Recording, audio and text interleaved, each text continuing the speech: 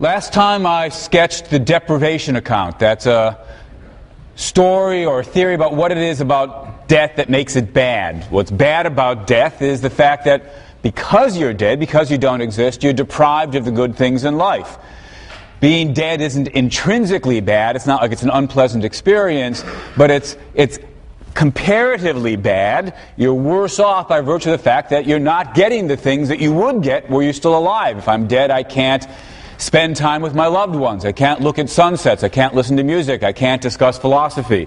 The deprivation account says what's bad about death is the fact that you're deprived of the good things in life. Now that seems pretty plausible as a basic story goes, but as we also saw last time, there are some philosophical puzzles about how it could be. There's questions, when is death bad for you? And even more importantly, and more essentially, there's the difficulty of asking ourselves, do we really believe it's possible for something to be bad for you when you don't even exist?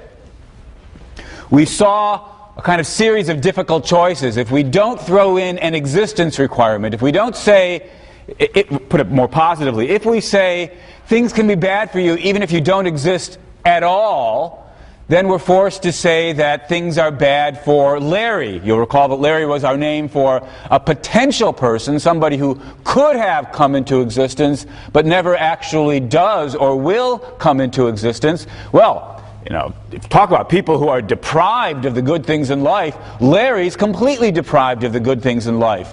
If we think it doesn't matter whether or not you exist for things to be bad for you, then we have to say, oh, things are bad for Larry. And not just Larry, but all of the 1.5 million, billion never-to-be-born people. The number of potential people is just staggering. And if we throw away an existence requirement, we have to say it's a moral tragedy of unspeakable proportions that these people are never born, that they never come into existence. Now, there are philosophers who are prepared to say that. But if you're not prepared to say that, it looks as though you've got to accept some kind of existence requirement. Why don't we feel sorry for Larry and his billions upon billions of never-to-be-born compatriots? Because, indeed, they don't exist. They're merely possible. And we might say, you've got to exist in order for something to be bad for you. But once we say that, it seems we're running towards the position that, in that case, death can't be bad for me, because, of course, when I'm dead, I don't exist, so how can anything be bad for me? I proposed at the end of class last time that we could try to solve this problem by distinguishing between two versions of the existence requirement, a more modest version and the bolder version. The bolder version says, in order for something to be bad for you, you've got to exist at the very time that it's happening. If we say that, then indeed we can say it's not bad that Larry doesn't exist, because he doesn't exist now. So there's nothing, even if we wanted to think that there are good things he could be having, that's not bad for him to not have him. He doesn't exist now. But it also, if we go all the way to the bold existence requirement, we have to say, look, when I'm dead, that won't be bad for me because, well, I won't exist then. But instead of accepting the bold existence requirement, we might settle for something a little bit less demanding, the thing I dubbed the modest existence requirement. In order for something to be bad for you, there has to have been a time, some time or the other, when you exist. You've got to, as it were, exist at least briefly in order to get into the club, as we might put it, of those creatures, those possible creatures that we care about and are concerned about morally. You have to have gotten into the club by at least having existed for some period of time. But once you're in the club, things can be bad for you even if you don't happen to exist at that particular moment. If we accept the modest existence requirement, then we can say, it's not bad that Larry doesn't exist, because, well, Larry doesn't get into the club. In order to get into the club of things that we feel sorry for, you have to have existed at least some moment or the other. Larry and the billions upon billions of potential people who never actually come into existence, they don't satisfy the requirement of having existed at some time or the other, so we don't have to feel sorry for them.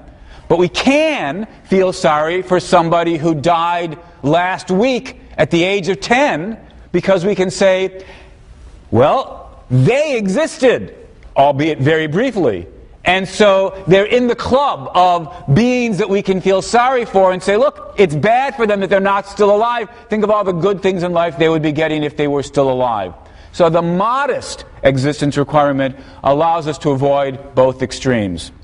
Maybe then that's the position that we should accept. It may be, on balance, the best possible view here, but I just want to emphasize that even the modest existence requirement is not without its counterintuitive implications. Consider somebody's life. Suppose that somebody's got a nice long life. Comes into existence, lives 10, 20, 30, 40, 50, 60, 70, 80, 90 years. Nice life. Now imagine that we bring it about that instead of living 90 years, they have a somewhat shorter life. 10, 20, 30, 40, 50 years. We've caused them to die after 50 years as opposed to the 90 years they might have otherwise had. Well, we can say, look, that's worse for them to live merely 50 years instead of the full 90 or 100 years. And if we accept the modest existence requirement, we can say that. Because after all, whether you live 50 years or 90 years, you did exist at some time or the other, so the fact that you lost the 40 years you otherwise would have gotten, well, that's bad for you. Fair enough. That gives us the answer we want. That's not counterintuitive. Now imagine that instead of living 50 years, the person lives only 10, 20 years and then dies. Well, that's worse still. Think of all the extra goods they would have gotten if only they hadn't died then. And if I caused them to die after 20 years instead of 50 or 90 years, I've made things worse and worse.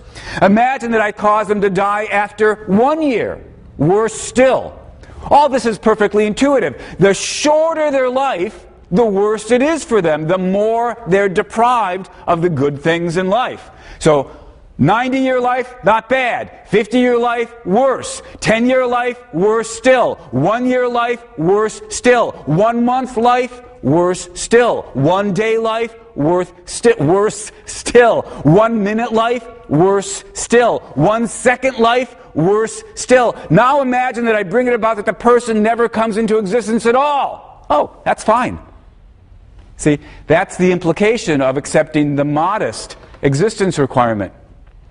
If I shortened the life they would have had so completely that they never get born at all, that they never come into existence at all, then they don't satisfy the requirement of having existed at some time or the other. So although we were making things worse and worse and worse and worse and worse as we shortened the life, when we finally snip out that last little fraction of a second, turns out we didn't make things worse at all. Now we haven't done anything objectionable. That's, it seems, what you've got to say if you accept the modest existence requirement. Of course, if we didn't have an existence requirement at all, we could say, oh look, worst of all, never to have been born at all. Fair enough. But if you say that, then you've got to feel sorry for Larry. You've got to feel sorry for the 1.5 million billions. So which view is it that on balance is the, I don't want to say most plausible. I think when we start thinking about these puzzles, every alternative seems unattractive in its own way. Maybe the most we could hope for is, which is the least implausible thing to say here? I'm not altogether certain. Let me turn to one more trouble or problem or puzzle for the deprivation account. And this particular puzzle arises whether or not we accept an existence requirement, whether or not we accept a bold existence requirement, a modest existence requirement, or no existence requirement, because we're going to deal with somebody who actually does exist at some time or the other, namely you, or me. This is actually a puzzle that some of you may have written your paper on, because it's the puzzle about Lucretius, the puzzle that Lucretius gives us. It's not a direct quote, but Lucretius basically says, look, most of us are upset and anxious at the fact that we're going to die. We think death is bad for us. There'll be this period after my death in which I won't exist. And the deprivation account helps say why that's bad, because during this period of non-existence, you're not enjoying the good things in life. Fair enough, says Lucretius, but wait a minute. the period after you die isn't the only period during which you don't exist. It's not the only period in which, if only you were still alive, you could still be enjoying the good things in life. There's another period of non-existence. It's the period before my birth. I think I've just switched the timeline here, but all right, imagine this is the period before my birth. Just like there'll be an infinite period after my death in which I won't exist, and realizing that fills us with dismay, there was, of course, an infinite period before I came into existence. Well, if non-existence is so bad, and by the deprivation account it seems that we want to say that it is, shouldn't I be upset at the fact that there was this eternity before I was born? But, says Lucretius, that's silly, right? Nobody's upset about the fact that there was an eternity before they were born. In which case, it doesn't make any sense to be upset about the eternity after you die of non-existence. Well, Lucretius doesn't offer this as a puzzle. Lucretius offers this as an argument that we should not be concerned about the fact that we're going to die. Most philosophers aren't willing to go with Lucretius all the way to the end of the bus route. Most philosophers want to say there's got to be something wrong with that argument someplace. There's got to be some, well, what are the possibilities here? One possibility is indeed to just agree with him, right? Nothing bad about the eternity before I was born. So, nothing bad of the eternity of non-existence. So, nothing bad about the eternity of non-existence after I die. Well, that's one possibility, to agree with Lucretius. Second possibility is to say, look, Lucretius, you're right. We really do need to treat these two eternities of non-existence on a par. But we could turn it around.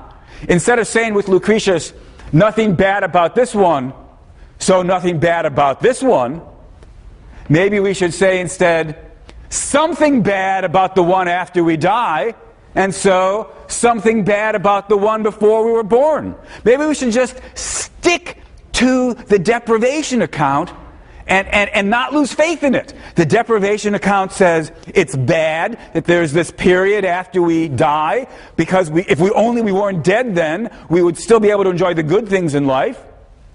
Maybe we should say, look, similarly then, when the deprivation account tells us it's bad that there's this period before we come into existence when we don't exist, because if only we had existed then, we'd be able to enjoy the good things in life.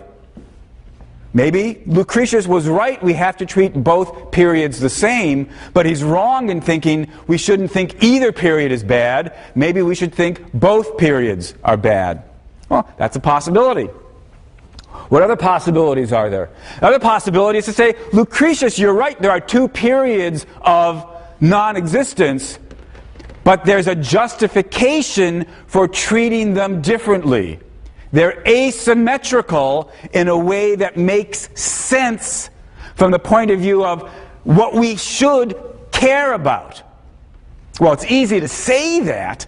The puzzle, most philosophers want to take that last way out. They want to say there's something that explains why it makes sense, why it's reasonable to care about the eternity of non-existence after my death, but where that doesn't apply to the eternity of non-existence before my birth.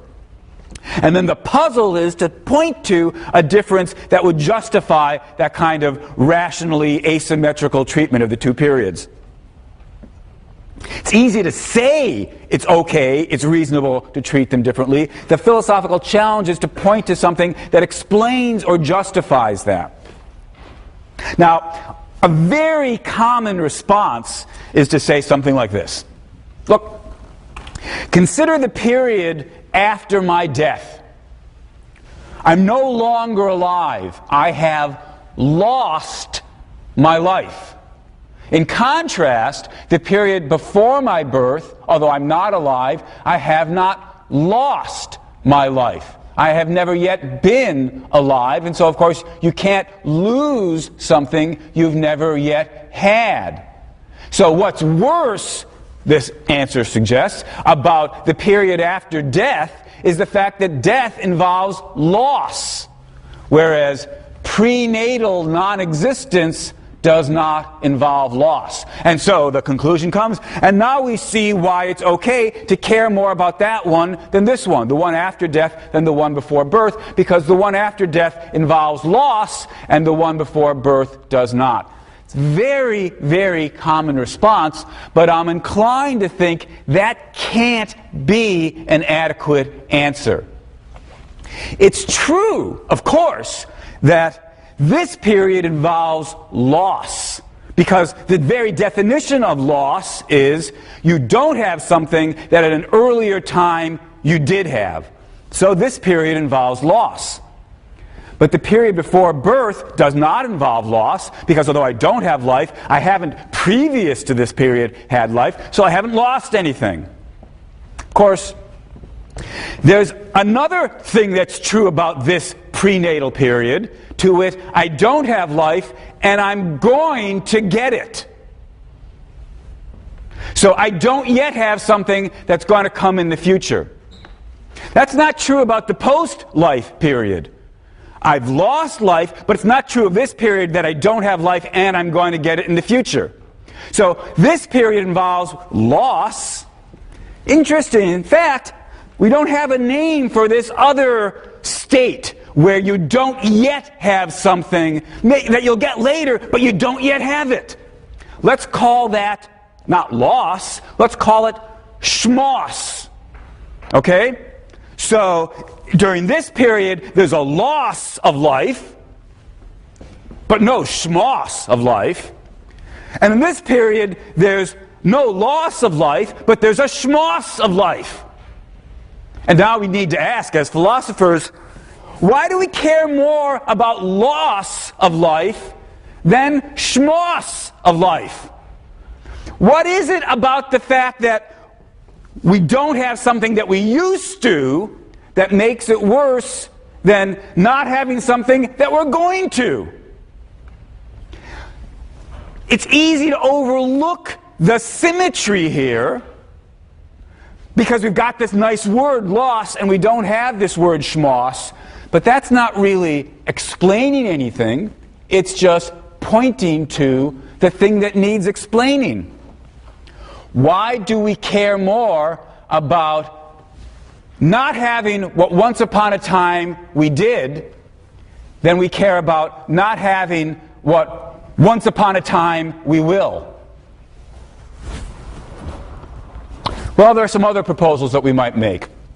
A couple of them have actually been sketched in some of your readings. So, for example, Tom Nagel, in his essay on death, says, look, here's the difference. It's easy enough to imagine, and indeed for there to actually be a possibility of my living longer. You know, suppose I die at the age of 80, and if I didn't die, then I'd continue living 90, 100, what have you. There it is. It's still me. When you imagine me with an earlier, rather with, living longer, you're imagining me living longer. To use the vocabulary that we introduced in thinking about some of Plato's arguments, we might say, although, suppose I die at age 80, that's a fact about me, it's a contingent fact about me. It's not a necessary fact about me that I died at 80. Suppose at 80 I get hit by a car. Not a necessary truth about me that I got hit by a car. I could have not gotten hit by a car and lived to the ripe old age of 90 or 100. When you die is not an essential feature of you. So it's easy for us to think about the possibility in which I live longer. But, says Nagel, when I try to imagine what would the alternative be, if I'm going to be upset about the prenatal non-existence, we have to imagine my being born earlier. I was born in 1954. Should I be upset about the fact that I was born in 1954 instead of 1944? I mean, that's the analog of being upset about the fact that I die in whatever it is, 2044 instead of living to 2054. Nagel says, but look, when you try to think about the possibility in which, instead of being born in 1954, I was born in 1944, and for the rest of you, got to sort of plug in your own birth dates. Nagel says, you can't do it. The date of my death is a contingent fact about me. But the date of my birth is not a contingent fact about me. And by birth, we don't really mean, when I came out of the womb. That could be changed, perhaps by having been delivered prematurely or through cesarean, what have you. We really mean the time at which I come into existence. Let's suppose it's the time when the egg and the sperm join. That's not a contingent moment in my story. That's an essential moment in my life story. How could that be? We said, couldn't my parents have had sex earlier? 10 years earlier? Sure they could have. But remember, if they had had sex 10 years earlier, it would have been a different egg and a different sperm coming together. So it wouldn't be me. It would be some sibling of mine that, as it happens, never got born. But if had they had sex 10 years earlier, some sibling would have been born. That's not me being born earlier. Different sperm, different egg makes for a different person.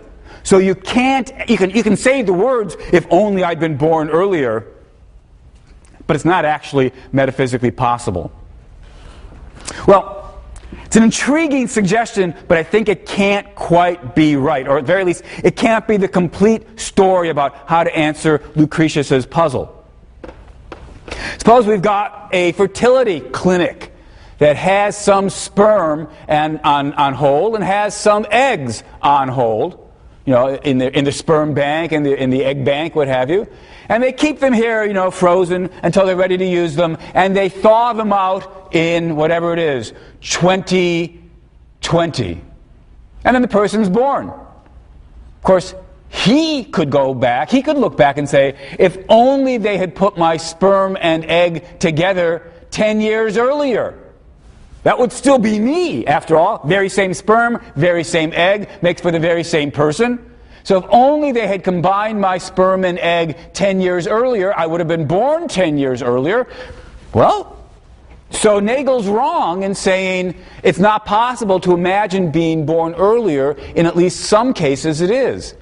Yet if we imagine somebody like this, somebody who's an offspring of this kind of fertility clinic, and we ask, would they be upset that they weren't born earlier?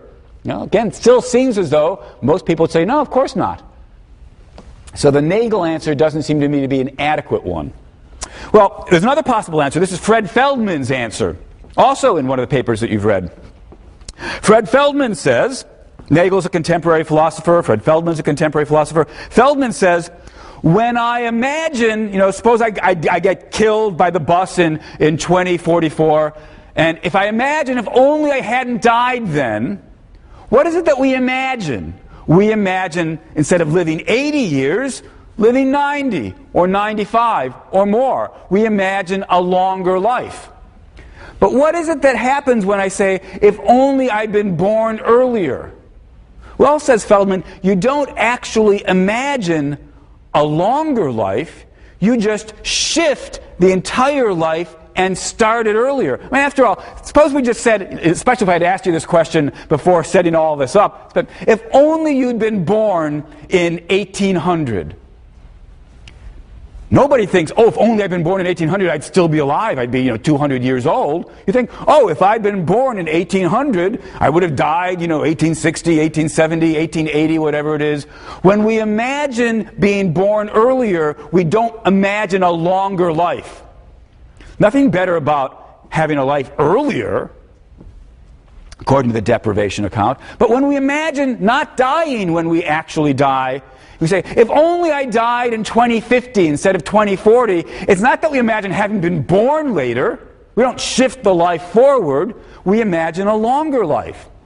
So Feldman says, no wonder, no surprise that you care about the non-existence after death, because when you imagine that being different, you imagine a longer life.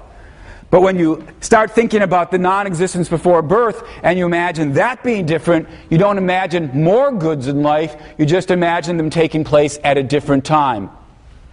Well, that's an interesting possibility, I suppose. Doesn't seem to me, again, that it's got to be, maybe it's part of the story. Doesn't seem like it's going to be the complete story. Because we could imagine cases where the person just thinks, Look, if only I'd been born earlier, I would have had a longer life. Let's suppose that next week astronomers discover the horrible fact that there's an asteroid that's about to land on the Earth and wipe out all life. So here it is, it's going to come on January 1st, 2008. And there you are at whatever your age is, 20 years old, 21 years old, on December 31st, 2008, thinking, I've only had 20 years of life. If only I'd been born earlier. If only instead of being born, whenever it was I'd been born 10 years earlier, I would have had 30 years of life instead of 20 years of life. That seems perfectly intelligible.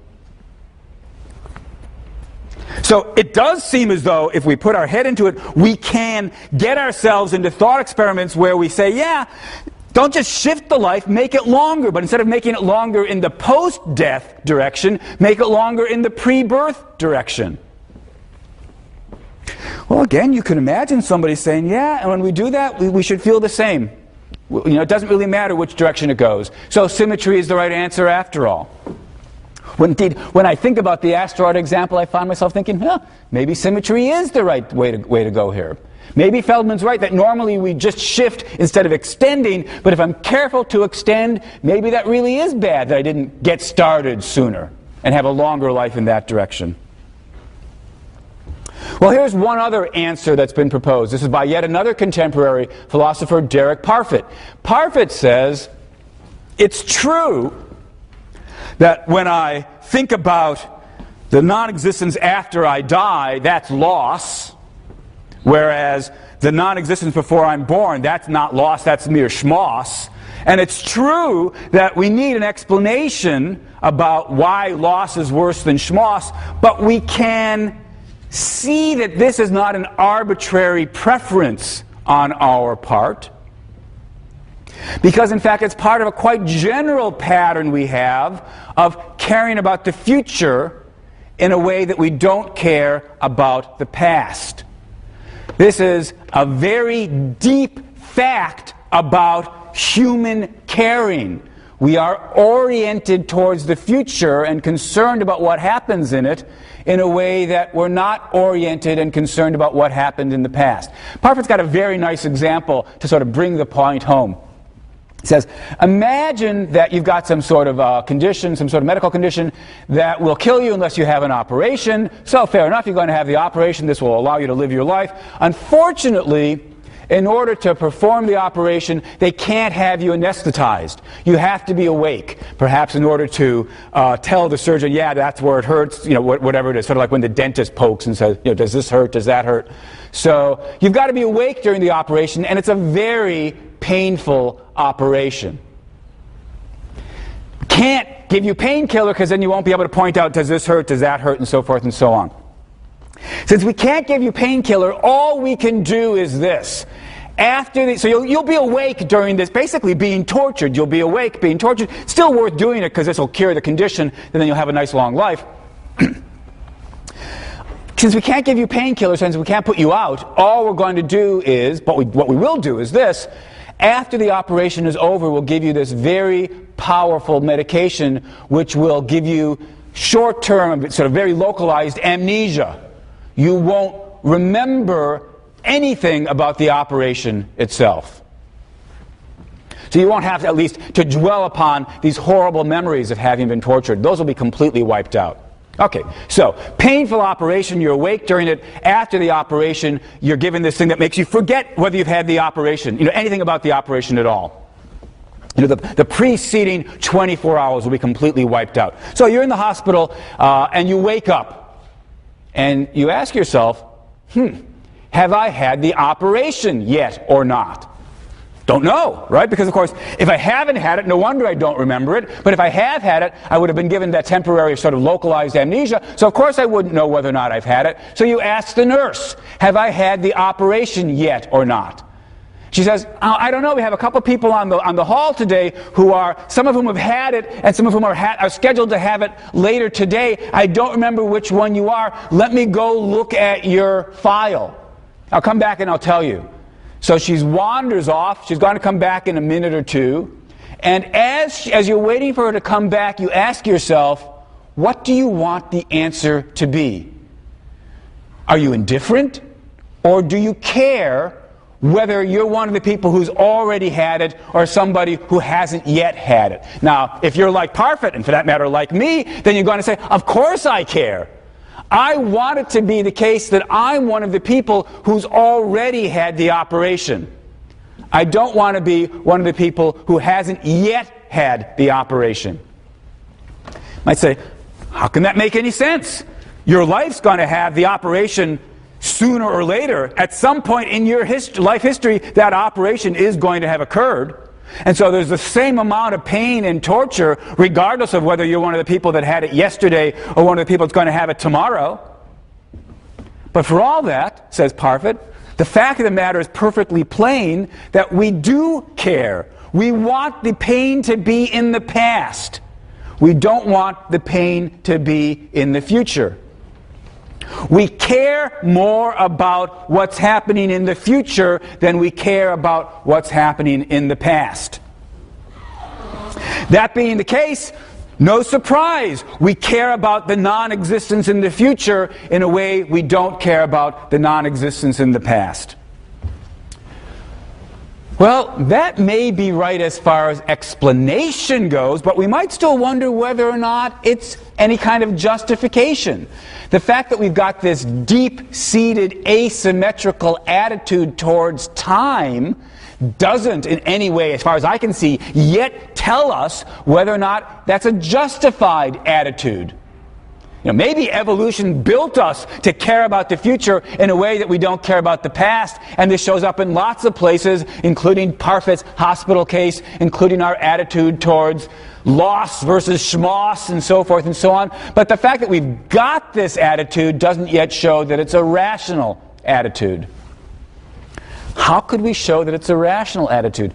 Well, maybe we'd have to start doing some heavy-duty metaphysics, if what we've been doing so far isn't yet heavy-duty enough. Maybe we need to talk about the difference between, the metaphysical difference between the past and the future. The past is fixed, the future is open, the direction of time. Maybe somehow we could bring all these things in and explain why our attitudes towards time make sense. I'm not going to go there. All I want to say is it's not altogether obvious what the best answer to Lucretius's puzzle is. So when I say, as I have said, and I'm going to say it many times over the course of the remaining weeks, that the central thing that's bad about death is the fact that you're deprived of the good things in life. When I make use of the deprivation account, I don't mean to suggest everything is sweetness and light with regard to the deprivation account. I think there are some residual puzzles about how it could be that death is bad, and in particular, how it could be that the deprivation account puts its finger on what's bad about death.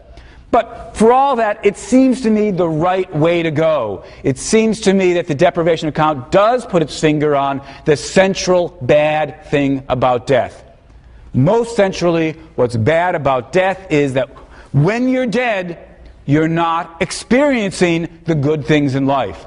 Death is bad for you because you don't have what life would bring you. If only you hadn't died. All right. If that's right, should we conclude, in fact, do we have to conclude, if death is bad because it's a deprivation, then if I wasn't dead, I wouldn't be deprived. So doesn't it follow then that the best thing of all is never to die at all, to wit, immortality? If it's bad, suppose I get hit by a truck next week, that's bad because if only I hadn't gotten hit by a truck, I might have lived another 20, 30 years, whatever. Would have gotten the good things in life, that would have been better for me. But when I die of whatever it is, some heart disease at age 80, that's bad for me because if only I didn't have heart disease, I could have lived another 10, 15, 20 years, gotten more good things in life. If only I hadn't died at 100, would have gotten more good things in life. If only I hadn't died at 500, would have gotten more good things in life. Whenever it is I die, won't it always be true, if we accept the deprivation account, that if only I hadn't died then, I would have gotten more good things in life? And so whenever it is you die, death is bad for you. So the best thing for you would be never to die. Immortality. Two questions really that we need to ask. One is, does consistency, does logic require somebody who accepts the deprivation account? Does consistency require that if you accept the deprivation account, you believe immortality is a good thing? Second question, even if logic doesn't require that, is it true that immortality is a good thing? Let me start with the first one because I think that's the easier one. Logic alone, logic plus the consistency requirement, rather the deprivation account, logic alone doesn't require us to say immortality is a good thing. Why? Because, strictly speaking, what the deprivation account says is death is bad insofar as you're deprived of the good things in life by virtue of not existing. If only you hadn't got hit by that truck, you would have gone on to an exciting life as your career as a professional dancer. You would have had a family, whatever it is. You would have traveled around the world. Life would have given you a lot of great things, and you get deprived of those great things. That's why it's bad that you got hit by the truck. That is to say, death is bad when it's bad by virtue of the fact that it deprives you of the good things in life. But suppose, we don't yet know whether this could actually happen, but here we're just talking about logical possibilities. Suppose that there's no more good things for life to give you. Then when you're deprived of life by death, you're not being deprived of any good things, and so it's not bad for you to be dead at that point. Death is only bad, according to the deprivation account, when there are good things that would have come your way. When, as we might put it, on balance, the life you would have had would have continued to be good for you. When that happens, then to lose that good bit of life, that's bad for you. But if it should turn out that what life would have had hereafter, instead of being good, would have been hellish, it's not bad for you to avoid that. It might actually be good for you to avoid it. So, even if we accept the deprivation account, we're not committed to the claim that death is always bad. We have to look and see what would life actually hold out for us. Logic alone plus the deprivation account doesn't force us to say immortality would be a good thing. After all, this is really a crucial point to understand. Things that are good for you in limited quantities can become bad for you if you get more and more and more and more of them. I love chocolate. So suppose somebody comes up to me with a box of Godiva chocolate, offers me a couple of chocolates. I say, wonderful, I love Godiva chocolate. And then you give me some more. And some more, 20 pieces of chocolate. Well, by the time I got 20 pieces of chocolate, I'm not sure right now if I really want the 21st piece. But you keep giving me some more, 30 pieces of chocolate, 40 pieces of chocolate, 100 pieces of chocolate. At some point, I've never actually had this much chocolate, I don't know what the point is, but at some point, I'm going to say, although the first 10, 20, 30 pieces of chocolate, those were good, but giving me the 21st piece of chocolate or the 50th piece of chocolate, no longer good. Logically, at least, it could happen.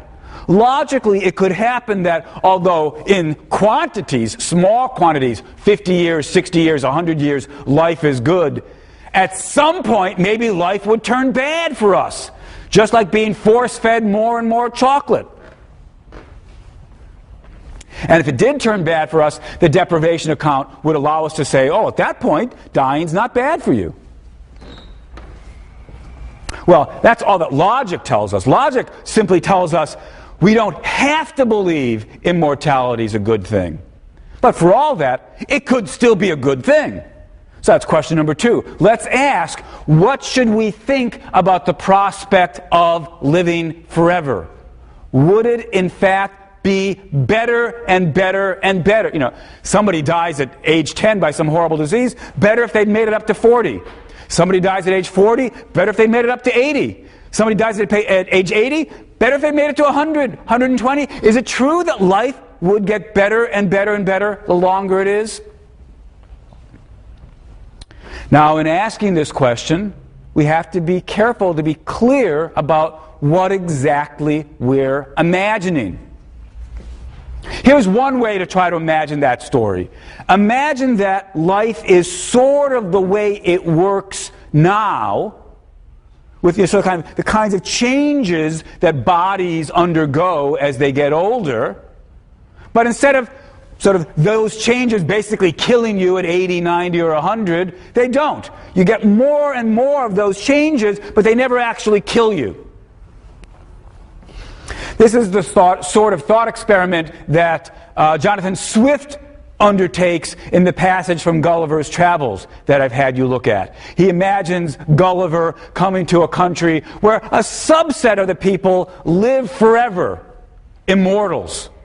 And at first Gulliver says, oh, isn't this wonderful? But he forgot to think about the fact that if the kinds of changes that we undergo continue to accumulate, then you're getting older, not just older, but weaker, in more and more discomfort.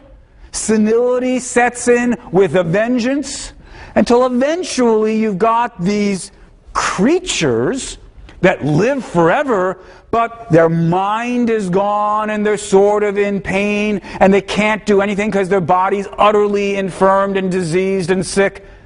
That's not a wonderful thing to have. If immortality was like that, says Swift, that would be horrible. For an immortality like that, death would be a blessing.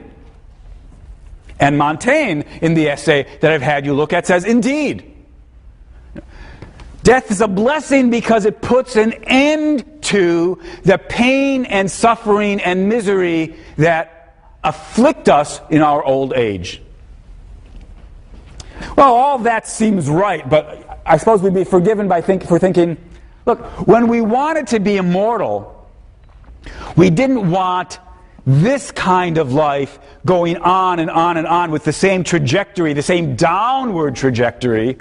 We sort of wanted to live forever hale and hearty and healthy. So even if the real world wouldn't allow us that, let's just ask science fiction-y.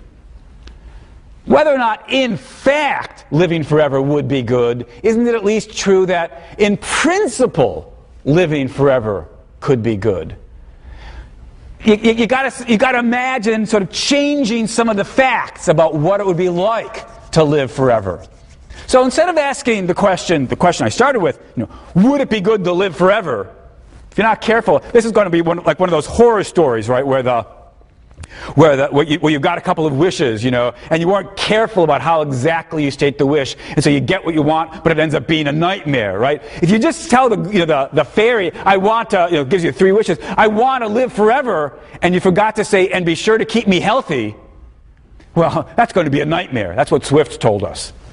So let's be careful. Let's throw in health and anything else you want. Throw in enough money to make sure you're not poor for eternity. Wouldn't that be horrible to be healthy but impoverished forever? Throw in whatever you want. All we need to ask at this point is there any way at all to imagine immortality where immortality of that sort would be a good thing? Is there any way to imagine existing forever where that would be good for you forever? Now, it's very tempting at this point to say, look, of course, nothing could be easier. Just imagine being in heaven forever. Right? You're done, right? You've got heavenly bliss. Isn't this incredible? Wouldn't we all love to be in heaven forever? The trouble is, we were a little bit vague about what exactly life is like in heaven. It's a striking fact that even those religions that promise us, an eternity in heaven, are rather shy on the details. Why? Because, one might worry, if you actually tried to fill in the details, this wonderful eternal existence ends up not seeming so wonderful after all. So, imagine that what's going to happen is that, we all become angels and we're going to spend eternity singing psalms. Now, I like psalms, and I actually enjoy rather singing psalms at services. On Saturday mornings, I sing psalms in Hebrew, and I rather enjoy it. But if you ask me, what about the possibility of an eternity of doing that? That doesn't really seem so desirable. Bedazzled, not the remake. Haven't seen the remake, but the original. In the original, there's a human character who hooks up with the devil, and he meets the devil, and he asks the devil, "So why did you rebel against God?" And the devil says, "Well, I'll show you. You sit here on whatever it was, the mailbox, I think it was. I'll sit up here in the mailbox," the devil says, "and you dance around me and say, 'Oh, praise the Lord, aren't you wonderful? You're so magnificent, you're so glorious.'" And the human does this for a while, and he says, "This has gotten really boring. Can't we switch?" And the devil says, "That's exactly what I said." Now, when you try to imagine heaven singing psalms for eternity, that doesn't seem so attractive. All right, so don't imagine heaven singing psalms for eternity. Just imagine something else. But what? Imagine what? This is sort of the thought experiment that I invite you to participate in. What kind of life can you imagine such that having that life forever would be good? Not just for another 10 years, not just for another 100 years, not just for another 1,000 years, or 1,000,000 years, or 1,000,000,000 years. Remember, eternity is a very, very long time. Forever goes on forever. Can you describe an existence that you would want to be stuck with forever? Now, it's precisely at this point that Bernard Williams, in another one of the papers that I had you take a look at, Bernard Williams says, no kind of life would be one that would be desirable and attractive forever. No kind of life at all. In short, says Williams, every life would eventually become tedious and worse, excruciatingly painful. Every kind of life is a life you would eventually want to be rid of. Immortality, far from being a wonderful thing, would be a horrible thing. Suppose, for the moment, that we were to agree with Williams. What then should we say? We might say, look, at least when we're being careful, if we agree that immortality would be bad, we can't say then that death per se is bad. The very fact that I am going to die turns out not to be a bad thing, because after all, the only alternative to dying is immortality. And if immortality would be a bad thing, then death is not a bad thing. Death is a good thing. We might say, if we accept Williams's thought, the fact of our mortality is good rather than bad, if immortality would eventually be bad. Now, of course, crucial to notice that even if we say this, that doesn't mean that when you get hit by a car tomorrow, that's good. You don't have to say that. You can still say, it's a bad thing that I got hit by a car tomorrow, because after all, if I hadn't gotten hit by a car tomorrow, it's not as though I would have then been condemned to immortality. I just would have lived another 10 or 20 or 30 years, and those years would have been good ones for me. And maybe even when I die, let's suppose I live to the ripe old age of 100. When I die at 100, I could perhaps still say, it's a bad thing for me that I die at the age of 100. Because if I hadn't died now, I might have lived another 10, 20, 30 years and still enjoyed things in life. Enjoyed playing with my great-grandchildren, whatever it is. To say that immortality is bad is not to say it's a good thing that we die when we do. You can still believe consistently that we die too soon. Even if in principle, eventually, sooner or later, death would no longer be bad, it could be that it comes too soon for all of us. Still, the question we want to ask is there any way even to imagine an immortal life that would be worth having?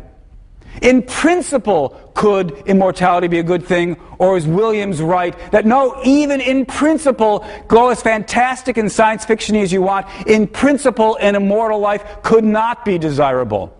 So, until next time, I invite you to think that question through. If you're attracted to the prospect of immortality, what would the best kind of immortal life be like?